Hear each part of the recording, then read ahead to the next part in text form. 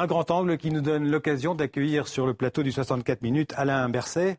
Bonsoir. Bonsoir. Alors vous êtes conseiller fédéral suisse, c'est-à-dire ministre. Vous êtes ministre conseiller fédéral de l'Intérieur. C'est un des 7 départements du Conseil fédéral suisse. Alors c'est un ministère très large. En résumé, vous me dites si je me trompe, vous vous occupez de la santé, de la culture, de l'égalité, de la lutte contre le racisme, du climat et des affaires sociales. C'est ça.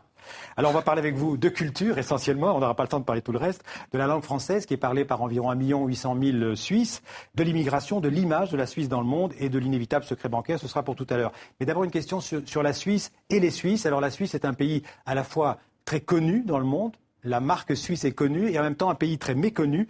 C'est un pays pluriel, un pays qui parle plusieurs langues, 4 langues, on va y revenir. Mais ma première question, ce serait de savoir s'il y a vraiment une identité suisse. Est-ce qu'il y a un sentiment d'appartenance à la Suisse? Ah oui, évidemment, il y a un sentiment d'appartenance fort qui tient d'ailleurs à ces langues, ces différentes langues, non seulement la coexistence, mais le développement aussi en commun, et puis une longue histoire, naturellement, une histoire de plusieurs siècles, des événements plus heureux, moins heureux, qui ont forgé avec le temps ce sentiment d'identité suisse qui est fort. Ce n'est pas seulement une addition d'identité, la Suisse. Ah non, on peut avoir cette impression de l'extérieur. Ouais. Ça, je vois bien, parce qu'effectivement, on se dit, tiens, il y a une partie francophone, c'est plutôt proche de la France, il y a une partie germanophone, c'est le sud de l'Allemagne, il y a une partie italophone, c'est un peu le nord de l'Italie. C'est beaucoup plus complexe que cela, et c'est vrai qu'avec ces différentes langues, on a naturellement ce multilinguisme est très exigeant. La place du français est très importante aussi en Suisse, mais non, c'est plus que l'addition de ces différentes régions. Alors, ceux qui suivent un peu l'actualité suisse ont entendu parler de l'UDC, qui est ce parti populiste, qui refuse l'étiquette d'extrême droite, mais qui a encouragé, entre autres, un fameux référendum sur le refus de l'immigration massive, de masse, comme il disait. Est-ce que, d'après vous, ce parti UDC reflète une crise de l'identité suisse ? Je ne crois pas qu'on puisse le dire comme ça. Je pense au contraire qu'on a, avec cette votation, mais on a souvent cela, nous avons beaucoup de votations dans notre pays, 4 fois par année. Parce que c'est le pays de la démocratie directe. Sur tous les sujets importants, le peuple s'exprime et peut donner son avis. Et son avis compte vraiment. 4 fois par année, les prochaines votations, c'est dans un mois, pour le dire. Et donc, je ne crois pas qu'on doive l'interpréter trop loin, mais oui, c'est le signal quand même, dans le fond, d'une certaine crainte liée à l'avenir, liée à la situation que nous avons. Nous avons en Suisse le taux de population étrangère le plus haut d'Europe. Oui, c'est quelque chose qu'on ignore en général. 22-23% de la population donc, qui vit en Suisse. Donc à peu près un Suisse sur 4 n'est pas suisse d'origine. Voilà, exactement. Non seulement n'est pas suisse d'origine, mais n'a pas la nationalité suisse. Ouais. Et ensuite de ça, nous avons une immigration nette dans notre pays qui correspond à 80 000 personnes par année. C'est quand même 1% de la population du pays chaque année en plus. Et ça génère pas mal de questions. Des questions sur les infrastructures. 000, ça veut dire 80 000. 80 000, d'accord. Ça génère pas mal de questions sur les infrastructures, des questions sur le logement, des questions aussi sur, dans le fond, l'intégration. Et c'est ce signal-là qui a été transmis et que nous devons entendre. Je rappelle juste le chiffre, c'est que 50,3% des Suisses ont voté en faveur de la limitation de l'immigration, ce qui veut dire imposer des contingents, des quotas pour tous ceux qui veulent venir travailler en Suisse, y compris pour les travailleurs de l'Union européenne. Et ça pose un problème dans vos relations avec l'Union européenne.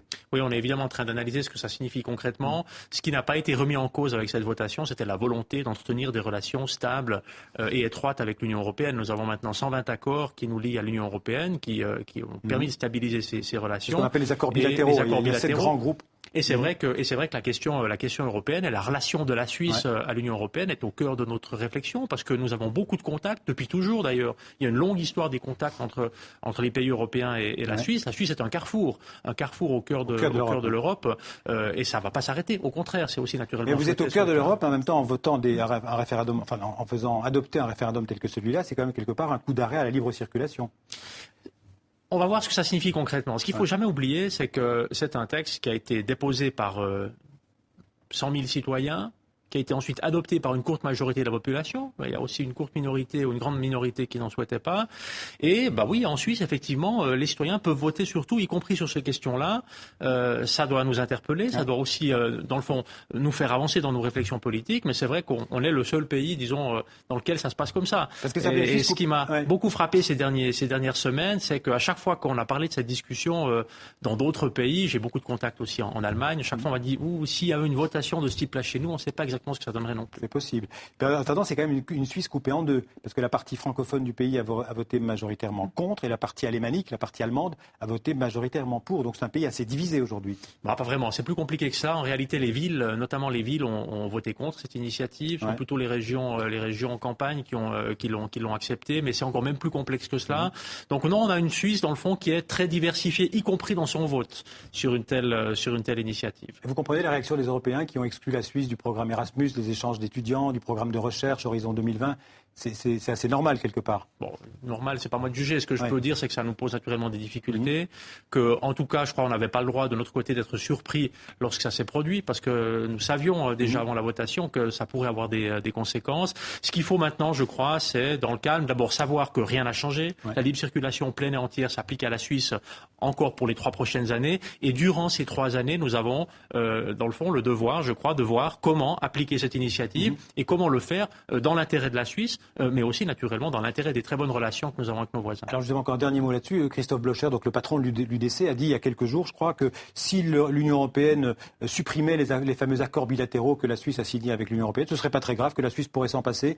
Vous partagez cette opinion ? Non, je ne partage pas cette opinion. Vous savez, je veux dire, c'est un citoyen et un membre du Parlement dans notre pays. Il a la liberté d'opinion, il peut exprimer l'opinion qu'il souhaite, c'est ce qu'il a fait en l'occurrence. Alors je disais tout à l'heure que le français était parlé par 1 800 000 Suisses. Vous avez rencontré tout à l'heure le secrétaire général de la francophonie, Abdou Diouf.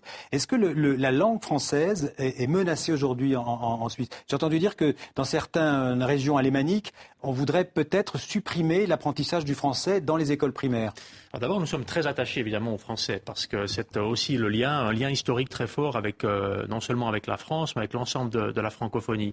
Et je ne crois pas qu'on puisse dire que le français est menacé en Suisse. Au contraire, nous tenons à cet équilibre entre les langues. Mais c'est vrai que nous avons aujourd'hui un débat sur le fait de savoir quelle est la première langue étrangère en quelque sorte qu'il faut apprendre à l'école après la langue maternelle. Est-ce que ça doit être une autre langue nationale ou est-ce que ça doit être l'anglais ? Voilà comment on se pose la question. Une autre langue nationale, ce qui signifierait de mettre l'accent sur la cohésion nationale, sur l'équilibre dans notre pays, le fait de pouvoir nous comprendre dans une langue nationale. Et puis celles et ceux qui souhaitent l'anglais le voient plutôt pour des raisons économiques, mais c'est un avis que le gouvernement ne partage pas du tout. Si les Suisses alémaniques parvenaient à retirer l'apprentissage du français dans les écoles primaires, ce serait en contradiction avec la loi sur l'emploi des langues en Suisse. Alors ce serait en tout cas un problème pour la cohésion nationale dans notre pays, c'est absolument clair. Et dans ce cadre-là, on devrait aussi sur le plan national se poser la question de savoir comment organiser l'enseignement des langues à l'école primaire, alors que si tout va bien, dans le fond c'est une compétence des régions, des cantons. Mais enfin effectivement, si on arrive à la conclusion que les cantons, avec des décisions, remettent en cause d'une certaine manière la cohésion nationale, l'équilibre que nous avons dans notre pays, alors à ce moment-là, il faudra que le gouvernement au niveau national s'en occupe. On peut dire aujourd'hui que les Suisses sont parfaits trilingues en général, ils connaissent bien le français, l'allemand et l'italien, ou c'est pas aussi Non, c'est pas le cas. Non, c'est pas le cas. Il y a aussi dans ce domaine une immense diversité des situations individuelles, mais nous avons toujours fait l'effort d'être capables de nous comprendre dans les langues nationales. Et une tradition, par exemple, dans la capitale suisse, à Berne, c'est chacun parle dans sa langue. Au Parlement, chacun parle dans sa langue. Et on attend de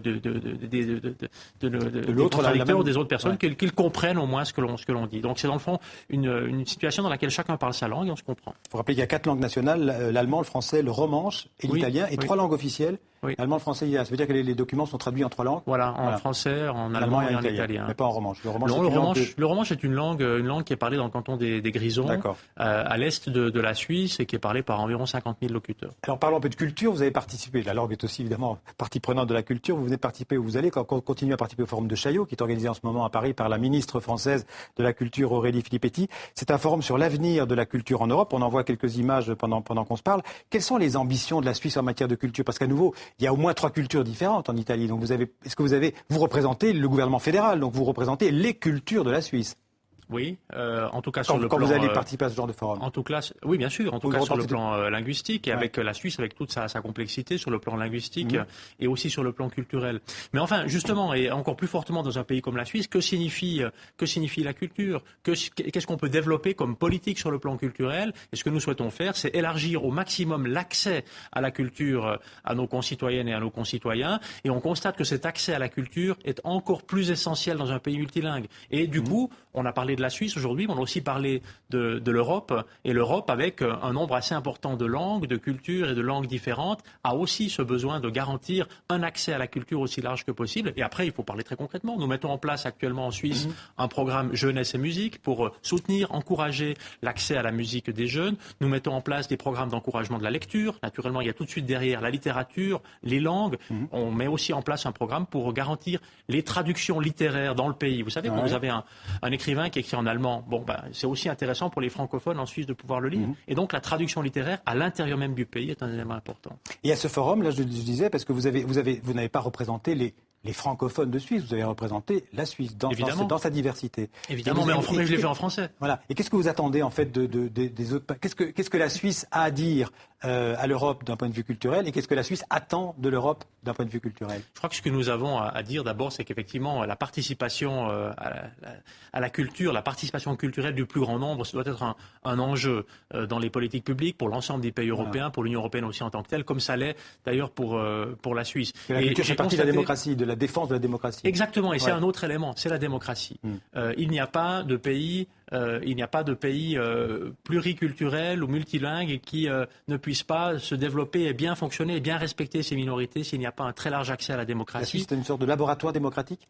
On peut dire ça comme ça. Écoutez, celles et ceux qui ont constitué l'idée européenne au début ont souvent mentionné la Suisse comme une aspiration possible. Et je crois que ça reste vrai aujourd'hui. Et c'est pour ça que c'est très important qu'on garde un contact très étroit. Et c'est pour ça que c'était pour moi important aujourd'hui avec Aurélie Filippetti de participer à ce forum. Et à rencontrer aussi le secrétaire général de la francophonie, donc Abdou Diouf. Évidemment, j'ai aussi passé une très bonne discussion avec Abdou Diouf, parce qu'effectivement, la francophonie est un réseau qui compte beaucoup. C'est une valeur ajoutée pour un pays comme la Suisse. C'est une valeur ajoutée. Ce sont aussi des valeurs. Ce n'est pas seulement une langue qui est partagée, ce sont aussi les valeurs qui sont portés par cette langue. Alors, il nous reste moins de 2 minutes. Je voulais quand même vous poser une question sur le secret bancaire, parce que quand on parle de la Suisse, on parle du chocolat, on parle des horloges, des coucous et du secret bancaire. Alors, c'est une des spécialités de la Suisse, en tout cas reconnue comme telle.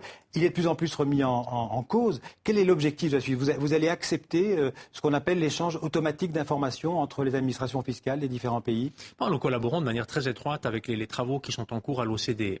Je crois que ce qui est très important, c'est pas que chacun dans son coin fasse le travail ou fasse ce qui lui paraît bien, et puis qu'ensuite on constate que ça n'est pas compatible. Ce qui est important, c'est qu'on puisse avoir des endroits où mener le débat. L'OCDE s'y prête bien. L'Organisation de coopération et de développement économique. Oui, nous contribuons à ce débat, mais nous attendons évidemment de l'ensemble des pays partis et des pays membres qu'ils s'appliquent, qu'ils évoluent aussi dans ce dossier-là. Et nous sommes ouverts à une évolution. Il y a déjà des pas importants qui ont été réalisés. Ont accepté maintenant aussi de supprimer leur secret bancaire. Donc les 3 pays, en tout cas, dans l'Union européenne et hors de l'Union européenne, avancent de concert. Oui, on avance bien. Je crois qu'effectivement, le cas de l'OCDE se prête bien à ça. On peut saluer, du point de vue de la Suisse, le travail qui est réalisé là, parce qu'il est fait de manière transparente. Il est par contre très important, évidemment, qu'il s'applique ensuite avec la même force à tous. Ce sera peut-être un manque à gagner pour l'économie suisse aussi? Mais vous savez, je crois pas qu'à long terme, dans le fond, les questions de secret soient décisives. Ce qui compte, c'est la qualité que vous avez dans la législation d'un pays, la stabilité qui existe, et c'est la qualité du service. Nous avons des services bancaires en Suisse depuis très longtemps, et je crois qu'il faut miser sur cette qualité. Merci beaucoup Alain Berset d'avoir été notre invité aujourd'hui. Donc je rappelle, vous êtes conseiller fédéral à l'intérieur, on dit, ou de l'intérieur? De l'intérieur. En Suisse. Merci beaucoup. Merci à vous.